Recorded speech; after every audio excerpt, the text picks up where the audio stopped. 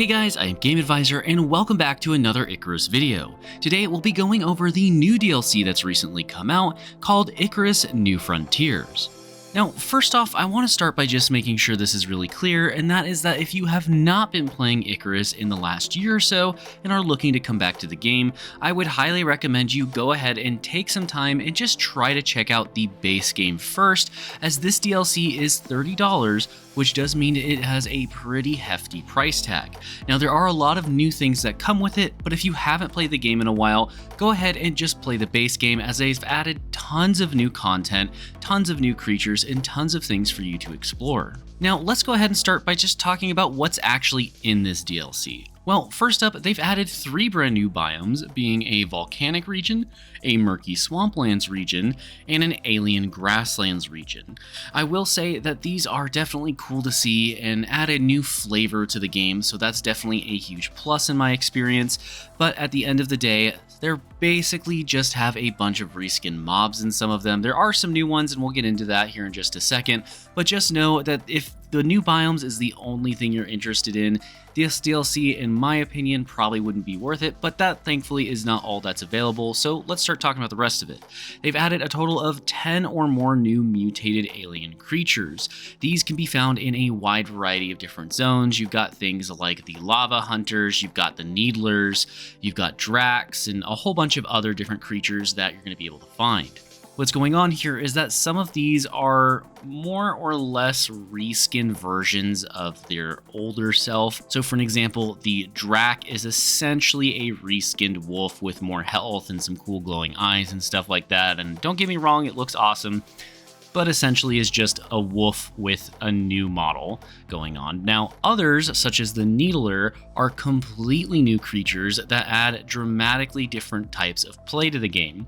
Needlers are little creatures who will shoot needles at you and you'll have to dodge them, and therefore create a unique type of gameplay that we didn't have before. The Dreadwings are these birds that'll come down and attack you, and there's a whole bunch of other new creatures, but just know that most of these creatures are going to be dramatically reskinned versions of the past, or they're going to be completely new addition creatures to the game that add a little bit more of a unique playstyle to it. Personally, my favorite new creature has been this little slug thing that we found, and it kind of just goes along and does its own thing, but if you aggro it, it can actually leave this trail of acid on the ground, and if you touch it, you'll take some damage, which is pretty cool.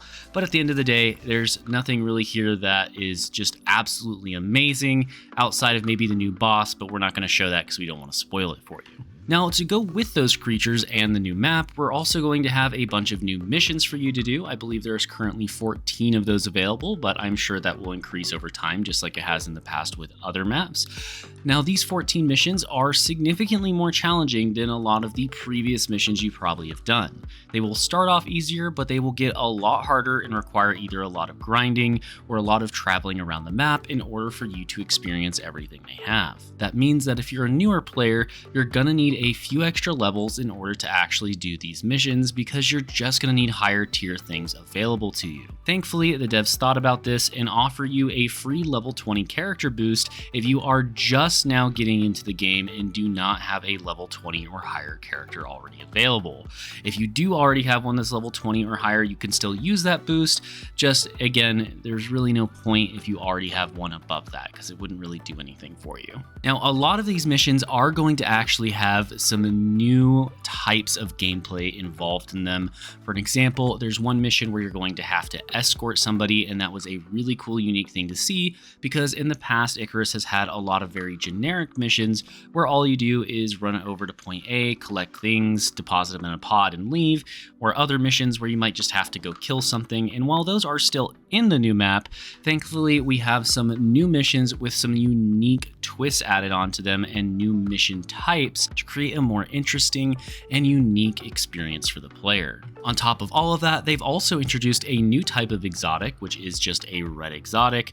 You'll go ahead and have to find these in the world just like you did for the other exotics, or by completing missions, etc., etc. These exotics will essentially act as a way for you to get the new exotic weapons, tools, armor, and other resources, which are definitely very powerful when compared to the previous ones we had, but nonetheless, it's just another thing they've added into the game game for you to experience. Now, the list just keeps going on and on here, as they've also added 100 new items for you to craft, some of these being new tools like obsidian tools, or just being new types of building blocks, and all sorts of other different tables and structures that you can create, which are going to add a whole bunch of new things to the game. Again, we have the obsidian, which is going to be a new resource you can use to craft and make new types of weaponry.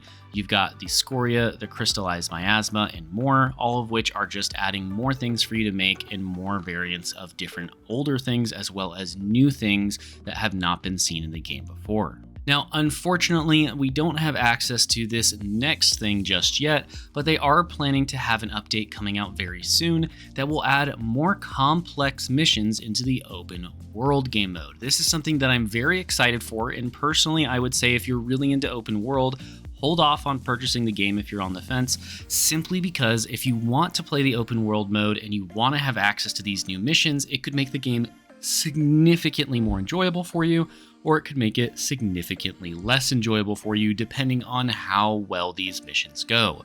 What these look like they're going to be is they're going to be story missions, kind of like we get right now from doing the missions tab, but in the open world format. So it'll just spawn in all the stuff needed for a mission, give you a more complex mission than the simple missions we currently have, which are just, hey, go kill 10 wolves, and give us more complex missions like, hey, maybe go find this thing and escort it to this building that's over here, and then, you know, maybe build a scanner and do this thing, like the more complex missions. Again, I know it's a little confusing here, but just know this is not in the game yet. This is something they're planning on adding into the game, but it's going to take a little bit of time. I'm hoping we'll see it sometime in the next couple of weeks, but the devs have not given us the exact time frame just yet. And well guys, that's pretty much gonna wrap up the video. There's a lot of personal feelings when it comes to this DLC and the pricing on it, and at the moment, I'm kind of on the fence as to whether or not it's worth it. We've experienced a fair few amount of the missions, and we've experienced the new biomes, but at the end of the day, I don't know. I feel like the new items they're adding, the new mobs they're adding, and all this stuff feel like this almost should have been what the game was at launch. And that, again, could just be my personal opinion, but it is still really cool to experience and have in the game. Therefore, I would say to you guys, if you already own the base game of Icarus and you are currently enjoying the base game of Icarus and have just been waiting for some new content, then yeah, the $30 price tag is definitely going to be worth it for you. But if you're just returning to the game or you're just buying it for the first time, hold off on spending that money on the DLC and just re-experience or just experience for the very first time the base game, as it currently has plenty to offer through all the updates the devs have been putting out over the last 1.5 to 2 years. With that being said, I'm Game Advisor. Thanks so much for watching, and I really appreciate all of you guys for being here. I know we've got a lot of Icarus viewers, and you guys have been asking for this video and asking about our opinions on the new DLC. I hope this finds you in time and that you were able to enjoy it and find some good information. But either way, I want to give a big shout out to our Platinum Above channel members, which currently include Caustic FPV, Jonathan S, Gerald89, Jim Phillips, and AZ Blackbird. And well, I'll see you in the next one.